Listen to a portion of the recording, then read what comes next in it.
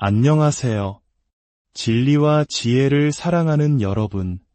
오늘 우리는 시간의 강을 거슬러 올라가 한 위대한 스승이 그의 사랑하는 제자에게 남긴 마지막 편지 속으로 들어가 보려 합니다.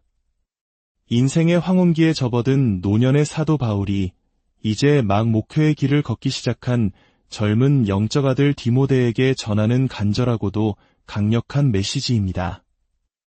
이 편지는 단순히 한 개인에게 보내는 글이 아니라 시대를 초월하여 오늘을 살아가는 우리 모두에게 하나님의 살아있는 음성으로 다가옵니다. 본격적인 이야기에 앞서 잠시 여러분의 도움이 필요합니다.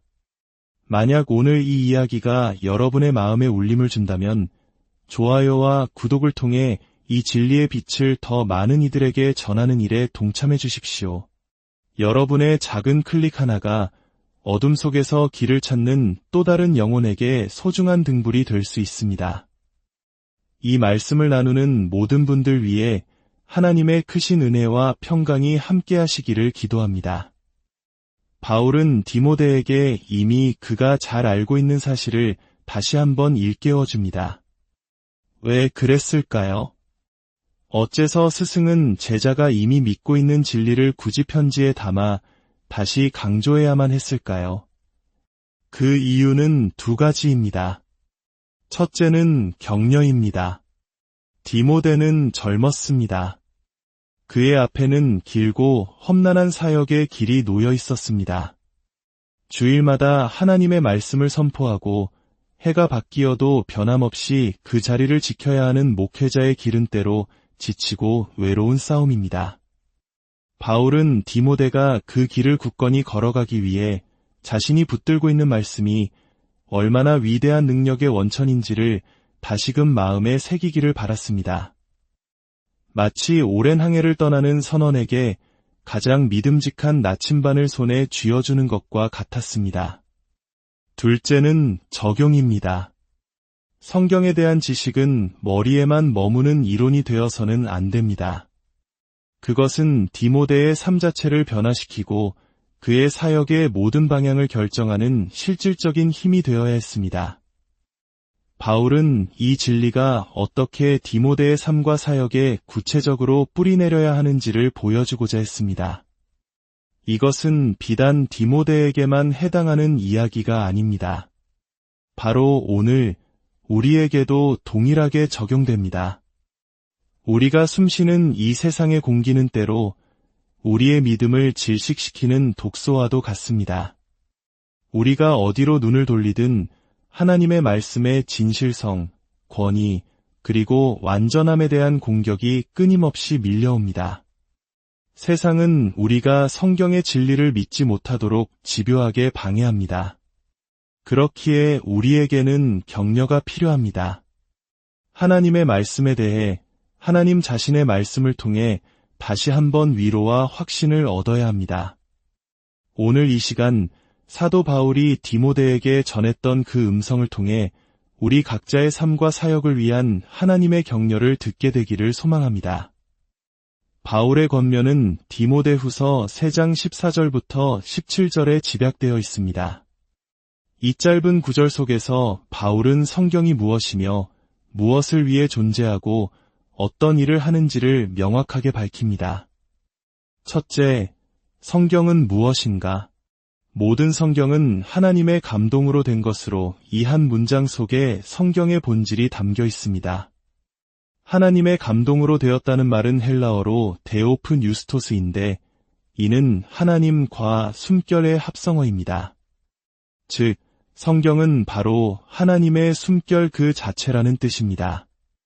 이는 성경의 특정 부분만 혹은 우리가 좋아하는 구절만이 아니라 창세기부터 요한계시록까지 족보와 율법, 역사와 시, 예언과 편지, 그 모든 글자 하나하나가 하나님의 입에서 나온 살아있는 말씀임을 선포하는 것입니다. 부분적이거나 선택적인 영감이 아닙니다.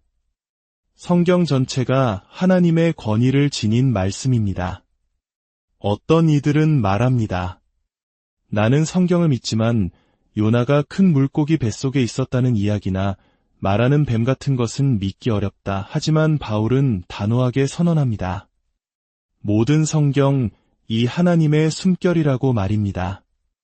여기서 우리는 성경의 완전한 진실성, 즉 무오성의 근거를 발견합니다. 우리가 성경이 오류가 없다고 믿는 이유는 성경이 하나님의 영감으로 기록되었다고 믿기 때문입니다. 거짓말을 하실 수 없는 완전하신 하나님의 입에서 나온 말씀이기에 그 말씀 역시 완전하고 진실할 수밖에 없는 것입니다. 이것이 바로 디모데가 그리고 오늘 우리가 말씀을 선포할 때 가져야 할 확신입니다. 우리가 강단에 서서 하나님의 말씀을 전할 때 우리는 세상의 그 어떤 권력보다 더 높은 곳에서 오는 말씀을 대언하는 것입니다. 우리가 말씀을 그 본래의 의미대로 충실하게 해석하고 선포할 때 우리는 살아계신 하나님의 도구가 되어 우주의 창조주와 그분의 백성 사이의 거룩한 만남을 주선하게 됩니다. 세상은 교회의 강단에서 선포되는 말씀을 나약한 것으로 치부할지 모릅니다. 세상이 미쳐 돌아가고 문화가 타락의 길로 치닫는 상황에서 고작 주일 아침에 성경 구절 읽는다고 뭐가 달라져? 라고 비웃을 수도 있습니다. 하지만 우리는 대답해야 합니다. 네, 그렇습니다. 왜냐하면 이 말씀은 살아있고 활력이 있어 좌우의 날선 어떤 검보다도 예리하기 때문입니다. 이것은 하나님의 입에서 나온 능력의 말씀이기 때문입니다. 둘째, 성경은 무엇을 위해 존재하는가? 교훈과 책망과 바르게 함과 의로 교육하기에 유익하니 바울은 성경이 단순히 적절하다거나 관련 있다고 말하지 않습니다. 그는 성경이 유익하다고 말합니다. 이 둘은 엄청난 차이가 있습니다. 성경이 우리 삶에 관련이 있다는 말은 너무나 당연해서 아무런 능력도 담지 못합니다. 마치 자동차의 휘발유가 관련이 있다고 말하는 것과 같습니다. 휘발유는 단순히 관련 있는 것이 아니라 자동차를 움직이는 필수적인 연료입니다. 마찬가지로 성경은 우리 삶의 선택지에 불과한 것이 아니라 우리의 영혼을 살리고 움직이는 필수적인 양식이자 에너지입니다. 바울은 그 유익을 4가지로 설명합니다. 첫째, 교훈입니다. 하나님의 진리가 무엇인지 가르쳐줍니다. 둘째, 책망입니다. 우리의 잘못된 믿음과 행동을 꾸짖고 경고합니다. 셋째, 바르게 함입니다. 잘못된 길에서 돌이켜 올바른 길로 다시 나아가도록 방향을 재설정해 줍니다. 넷째, 유로 교육하기입니다. 우리가 경건한 삶을 살도록 훈련시키고 양육합니다. 이 4가지 기능을 통해 성경은 이 세상에서 가장 유익하고 실용적인 책이 됩니다. 시편 119편의 기자가 내가 주의 법을 어찌 그리 사랑하는지요 라고 노래했던 이유가 바로 여기에 있습니다. 하나님의 말씀은 우리가 어떻게 살아야 할지를 가르치고 하나님이 누구신지를 보여주며 우리를 생명의 길로 인도하기 때문입니다. 셋째, 성경은 어떤 일을 하는가? 이는 하나님의 사람으로 온전하게 하며 모든 선한 일을 행할 능력을 갖추게 하려 함이라. 이 말씀은 성경이 우리의 신앙 여정 전체를 책임진다는 놀라운 선언입니다. 성경은 우리를 구원으로 이끄는 지혜를 줍니다.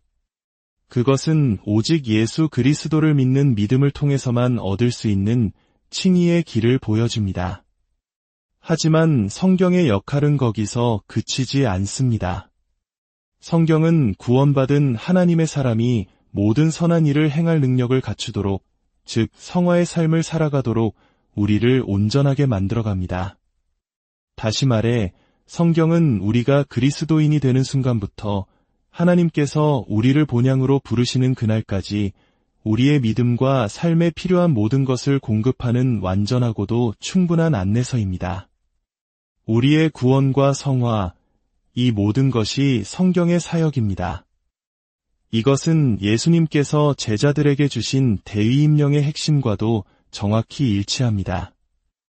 예수님은 제자들에게 단순히 복음의 요약본을 가르치라고 하지 않으셨습니다. 그분은 내가 너희에게 분부한 모든 것을 가르쳐 지키게 하라고 명령하셨습니다. 단순히 지식을 전달하는 것을 넘어 그 말씀에 순종하여 살아내도록 가르치라는 것입니다. 사랑하는 여러분, 바로 여기에 오늘 우리가 마주한 가장 큰 도전이 있습니다. 우리는 믿지 않는 것을 순종할 수 없습니다. 하지만 그 반대 또한 진리라는 사실을 잊어서는 안 됩니다. 우리는 순종하지 않는 것을 진정으로 믿을 수 없게 됩니다. 우리의 마음이 하나님보다, 그리고 그분의 말씀이 약속하는 것보다 세상의 다른 무언가를 더 사랑하기 시작할 때 우리의 믿음은 흔들리기 시작합니다. 그리고 결국 우리를 불편하게 하는 그 말씀을 부정하고 신앙의 길에서 멀어지는 유혹에 빠지게 됩니다. 불경건함이 이단적 생각으로 이어지고 타락한 삶이 성경의 권위를 낮추는 결과로 이어지는 경우는 역사 속에서 수없이 반복되어 왔습니다. 그러므로 우리는 단순히 입술로만 말씀을 붙드는 자가 되어서는 안 됩니다. 우리의 마음이 사랑하는 것으로, 우리의 삶이 살아내는 방식으로 말씀을 붙들어야 합니다. 바울이 디모데에게 남긴 이 간절한 권면이 오늘 우리의 심장에도 깊이 새겨지기를 바랍니다. 성경은 먼지 쌓인 고문서가 아니라 지금도 살아 역사하시는 하나님의 숨결입니다. 우리를 가르치고 바로잡고 온전케 하여 모든 선한 일을 행할 능력으로 채우시는 하나님의 능력입니다. 위대한 진리 위에 굳게 서서 악한 자의 모든 관계를 능히 이겨내시는 저와 여러분이 되기를 주님의 이름으로 축복합니다. 하늘에 계신 아버지 하나님, 오늘 당신의 말씀을 통해 주신 귀한 은혜에 감사드립니다. 이 말씀이 우리 영혼에 참된 유익이 되게 하시고 주님의 은혜로 우리를 모든 넘어짐에서 지켜주옵소서. 마침내 우리가 흠없는 모습으로 기쁨 가운데 주님 앞에 설 수 있도록 인도하여 주시옵소서. 우리 주 예수 그리스도의 이름으로 기도합니다.